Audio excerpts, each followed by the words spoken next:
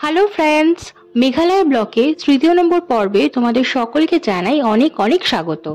আজকে আমরা বন্ধুরা মিলে চলে গেছিলাম মেঘালয়ের খুবই জনপ্রিয় একটি জায়গা দেখতে, এবং কেউ যদি মেঘালয়ে যায় এই জায়গাটিকে কিন্তু মিস করে না, এবং এই জায়গাটার নাম হলো গার্ডেন অফ কেভস।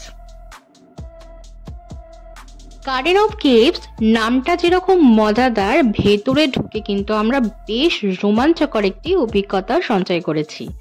মাথা পিছু 30 টাকা করে টিকিট কেটে আমরা এর ভেতরে ঢুকে পড়েছি। আর এই গার্ডেন অফ কেভস কিন্তু যতদূর সম্ভব 6টা থেকে সন্ধ্যা 6টার মধ্যে বন্ধ হয়ে যায়। এবার আমরা বন্ধুরা মিলে ঢুকে পড়েছি গার্ডেন অফ কেভস এর ভেতরে। বাইরে কিন্তু হচ্ছে তুমুল বৃষ্টিপাত, আর আমরা গায়ে রেইনকোট এবং মাথায় ছাতা দিয়ে ঢুকে পড়েছি গার্ডেন অফ কেভস এর ভেতরে এক্সপ্লোর করতে।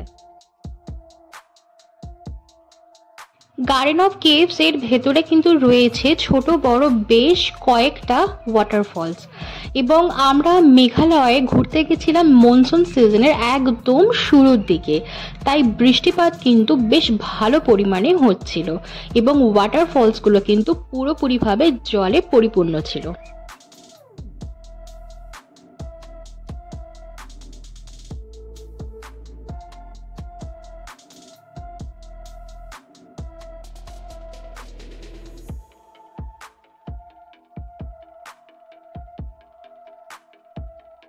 এইবার আমরা গার্ডেন অফ কেভস এর ভেতরে ঢুকে যাচ্ছি, এবং যেহেতু আমরা মনসুন সিজনের একদম প্রথম দিকে মেঘালয় ঘুরতে গেছিলাম, তাই গার্ডেন অফ কেভস এর ভেতরে যখন ঢুকি তখনও কিন্তু বাইরে ভীষণ পরিমাণে বৃষ্টিপাত হচ্ছিল, এবং যার ফলে যে রাস্তাঘাটগুলো অর্থাৎ সিঁড়িগুলো কিন্তু যথেষ্ট পরিমাণে পিছল ছিল, এবং রাস্তাটাও কিন্তু খুব একটা ভালো ছিল না।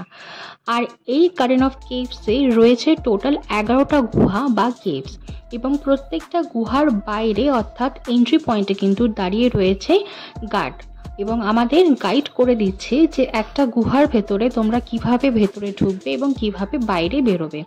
তাই এই গার্ডেন অফ কেভস এর ভেতরে যদি আপনারা কেউ ঢোকেন, তাই রাস্তা ভুলে যাওয়ার বা রাস্তা হারিয়ে যাওয়ার কোনো সম্ভাবনা নেই, তার কারণ প্রত্যেকটা গুহার বাইরে কিন্তু দাঁড়িয়ে রয়েছে সিকিউরিটি গার্ড, এবং তারা কিন্তু আপনাদেরকে ডিরেকশন দিয়ে দেবে। আরও সবথেকে বড় ব্যাপার হলো যে কোনো গুহার ভেতরে ঢোকার আগে কিন্তু লেখা রয়েছে যে কত নম্বর গুহার ভেতরে আপনারা ঢুকছেন, এবং সেই গুহাটার ব্যাপারে ইন ডিটেলসে কিন্তু দেওয়ালে তারা লিখে দিয়েছে। ইতিমধ্যে আমরা 4 নম্বর গুহার ভেতরে ঢুকে গেছি, এবং যেহেতু বাইরে প্রচন্ড পরিমাণে বৃষ্টিপাত হচ্ছিল, তাই গুহার ভেতরে যখন ঢুকছিলাম জলের ছিটা কিন্তু গায়ে লাগছিল, আর এই গুহার সিঁড়িগুলো কিন্তু যথেষ্ট এবড়োখেবড়ো ছিল এবং পিছলও ছিল, তার কারণ যেহেতু বাইরে প্রচন্ড পরিমাণে বৃষ্টিপাত হচ্ছিল। আর বলে রাখা ভালো যে গার্ডেন অফ কেভসে যে 11টা গুহা রয়েছে, সেই গুহার ভেতরে কিন্তু খুব কম সংখ্যক আলো ছিল, এবং অনেকগুলো গুহার মধ্যে কিন্তু বেশ নিচু হয়ে ভেতরে ঢুকতে হচ্ছিল।